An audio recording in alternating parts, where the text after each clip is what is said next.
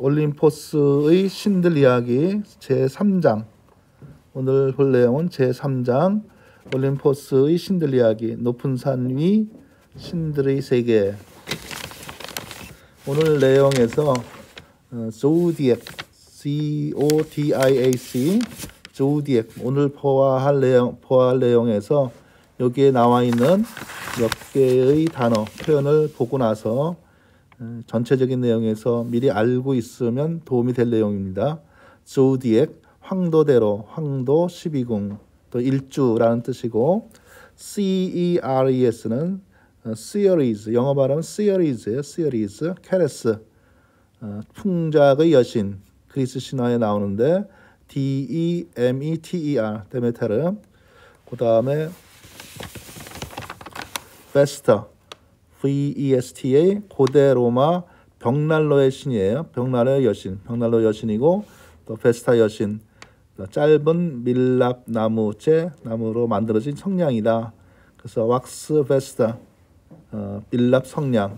요 나온 내용을 미리 생각을 하고, 표현을 생각하고 읽으면 내용이 이해가 훨씬 더 편하게 될 내용입니다. 내용을 읽으면서 읽도록 하겠습니다. 올림포스의 신들. 첫 번째, 자식들을 잡아먹은 크로노스. 자식들을 잡아먹은 크로노스. 크로노스가 티탄족을 지배한 기간은 그리 길지 않았다. 최초의 하늘의 신이었던 우라노스는 아들 크로노스와의 싸움에서 패배해 쫓겨나면서 크로노스도 마찬가지로 자신의 아들에 의해 쫓겨날 것이라고 예언했다. 그러자 불안해진 크로노스는 그의 아내 레아가 자식을 낳을 때마다 잡아먹어 버렸다. 이처럼 크로노스가 자식을 잡아먹었다는 상상력은 천문학의 역사에서 아주 재미있는 에피소드를 만들어냈다. 최초로 망원경을 사용해 하늘을 관측한 이탈리아의 과학자 갈릴레오 갈릴레이는 아주 멀리 떨어져 있는 토성 크로노스를 발견하고 토성을 둘러싼 고리들을 가까스로 관측할 수 있었다. 그러나 망원경의 성능이 너무 약해서 그 고리들을 정확히 식별할 수는 없었다. 그가 볼 수 있었던 것은 겨우 토성의 양쪽 가장자리에 나 있는 두 개의 돌출부 같은 것이었다. 갈릴레오는 그 모습을 마치 늙은 크로노스가 자기 자식들에게 양 옆구리를 부축받아 절룩거리며 우주 공간을 걷고 있는 것 같다고 묘사했다. 그런데 실제로 지구에서 토성을 보면 태양 주위를 공전할 때 생기는 두 행성의 위치 변화에 따라서 토성의 고리 모양도 달라져 보인다. 때로는 이 고리가 토성에 착 달라붙어 마치 사라진 것처럼 보이기도 한다. 사실 이런 것은 토성의 고리가 너무 엷어서 나타나는 현상이다. 하지만 그런 사실을 몰랐던 갈릴레이는 토성의 양쪽 돌출부가 사라져 버리자 깜짝 놀라서 소리쳤다. 이게 뭐야? 크로노스가 아직까지도 제 자식들을 잡아먹고 있구먼. 그의 실망한 나머지 두 번 다시는 토성을 관측하지 않았다고 한다. 그래서 고리의 실제 모습은 약 반세기가 지난 후 후이겐스에 이르러서야 비로소 관측되었다. 그렇지만 크로노스는 자기 자식들을 잡아먹기까지 하고도 목숨을 보존하지 못했다. 레아는 남편이 자식을 잡아먹을 때마다 괴로워했다. 그래서 그녀는 6번째 아이를 숨기고 돌멩이에 아기 옷을 입혀서 그것을 대신 먹게 했다. 그렇게 해서 살아난 막내가 바로 제우스였다. 제우스는 아무도 모르게 그리스의 남쪽 크레타 섬에서 양치기의 보살핌을 받으면서 아말테이아 AMALTHEIA라는 염소의 젖을 먹고 자랐다. 성인이 된 제우스는 그의 어머니 레아의 도움으로 속임수를 써서 하늘나라로 올라가 크로노스의 음료수 시중을 들게 되었다. 그는 크로노스에게 구토약을 넣은 음료를 먹여 나머지 5 형제 자매를 모두 토해내도록 했다. 그들은 죽지 않는 신들이라서 모두 건강하게 살아 있었다. 그리스인들은 제우스와 그 형제 자매들 그리고 그들의 자손이 올림포스 산에 살고 있다고 믿었기 때문에 그들을 올림포스의 신들 OLYMPIANS 이라고 불렀다. 올림포스 산은 그 높이가 2917m나 되는 그리스에서 제일 높은 산으로 그리스 북쪽 경계선에 자리 잡고 있다. 그러나 나중에 그리스인들은 아무래도 올림포스 산에 신이 존재하는 기미가 보이지 않자 할 수 없이 신들의 올림포스 산은 하늘 위에 있을 것이라고 생각을 바꿔버렸다. 그리스 남서부의 엘리스 ELIS라는 지역에서는 제우스를 모시기 위해서 4년마다 특별한 경기를 열었다. 올림포스 산을 경배하기 위한 이 경기는 바로 올림피아 OLYMPIA라는 계곡에서 개최되었다. 몇 년 뒤 그리스 최고의 조각가 피디아스는 이 경기의 개최지에 올림피아의 신 제우스라는 동상을 세웠다. 이 동상은 고대 세계 7대 불가사의 중 하나로 간주되었다. 기록에 남아있는 최초의 올림피아 게임은 기원전 776년에 열렸다. 이 경기는 그리스 문화권에서는 대규모 행사였다. 그리스인들은 우승자들을 존경했으며 이 경기를 기준으로 연도까지 계산했다. 즉 매 4년은 1 올림피아드가 되는 시기였다. 그러나 기독교가 들어오고 나서 이 경기는 이교도의 축제로 여겨져 곱지 않은 시선을 받았다. 결국 서기 394년 로마 제국의 황제 테오도시우스는 300회 정도 개최된 이 경기를 폐지시켰다. 그러나 1896년 이 경기는 다시 부활했다. 올림피아 경기 대신 올림픽 경기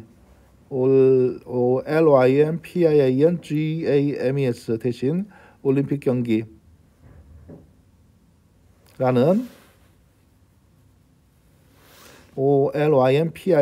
OLYMPICGAMES라는 현대적 명칭으로 개최된 이 경기의 부활, 첫 개최지는 그리스의 아테나이였다. 그 후 이 경기는 여러 나라에서 개최되었으며 미국에서도 서너 차례 열렸다. 제1, 2차 세계대전 때문에 잠시 중단되었던 기간을 제외하고는 4년마다 개최되고 있다. 결국 제우스는 이 경기의 이름만으로도 자신에 대한 존경심을 여전히 지속시키고 있는 셈이다.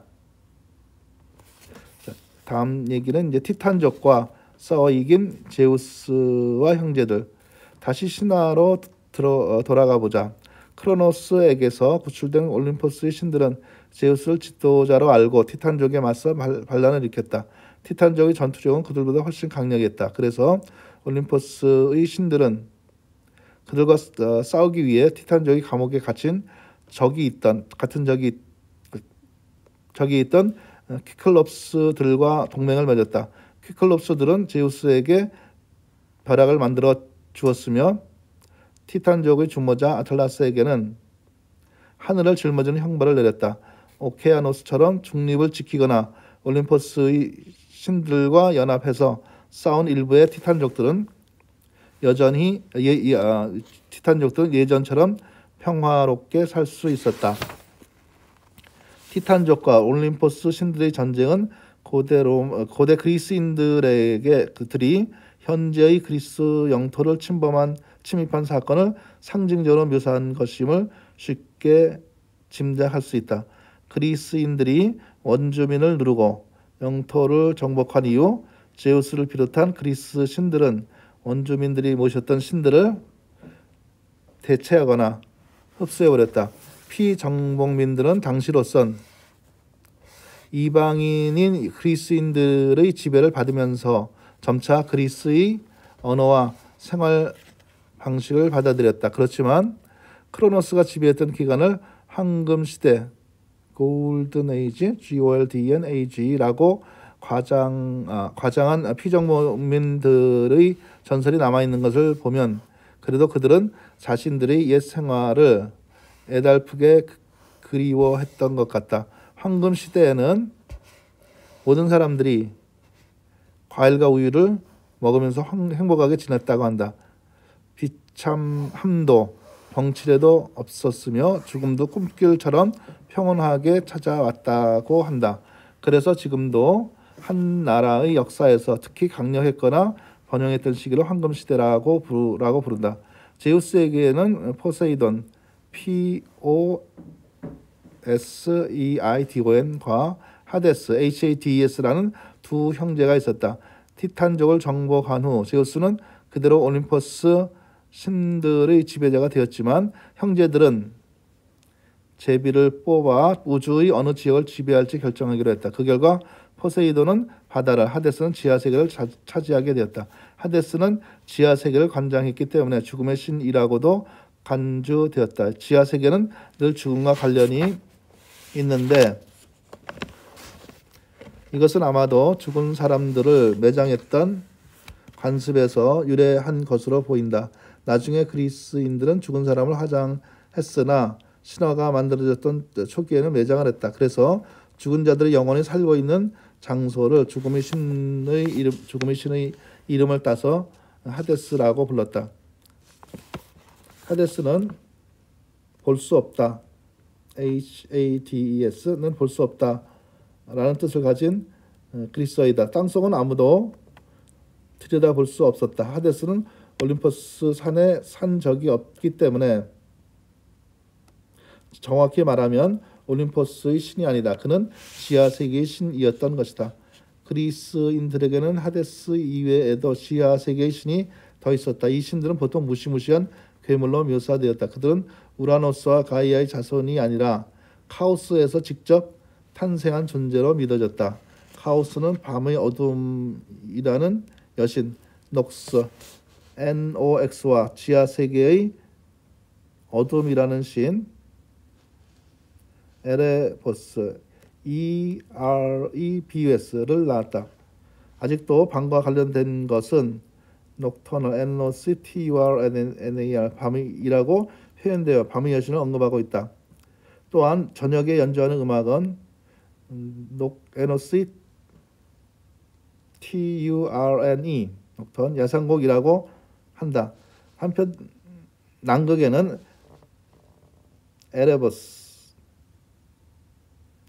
에레보스라는 이름의 화산이 있다. 지리하고 차가운 남극의 밤과 지하세계의 심연으로 내려가는 무시무시한 화산의 분화구를 비교해 보면 훌륭하게 지은 이름으로 보인다.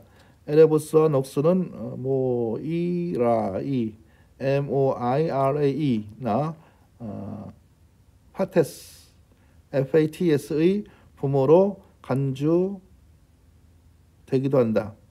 그들은 또 타르타로스, TARTARUS, 타르타로스의 부모이기도 하다. 타르타로스는 그리스인들이 침략해 오면서 등장한 올림퍼스 신들의 신화 이전에 지하세계의 신으로 간주되던 신이었을 것이다. 제우스가 크로노스를 대신했듯이 하데스도 타르타로스를 대신했다. 그러나 어떤 그리스 신화에서는 둘 다 존재하는 것으로 그려지기도 한다. 하데스는 죽은 자들 중에서 비교적 죄가 가벼운 사람들이 살고 있는 장소로 생각되었으며 그 아래로 더 내려가면 특별한 악인들이나 악신들에게 형벌을 내리는 곳인 타르타로스가 있다고 생각했다. 아마도 기독교의 지옥 HELL 개념에 많은 영향을 준 것은 타르타로스일 것이다. 타르타로스는 역사적으로 비극적인 에피소드의 일부분에도 그 자취를 남기고 있다. 1200년대 칭기스칸이 지배했던 몽고족들은 중앙아시아에서 출발해서 중국, 페르시아, 러시아 등지를 침략하면서 살상과 파괴를 일삼았다. 유사일에 이보다 더 참혹하고 잔인했던 침략전은 없었을 것이다. 몽고족들은 스스로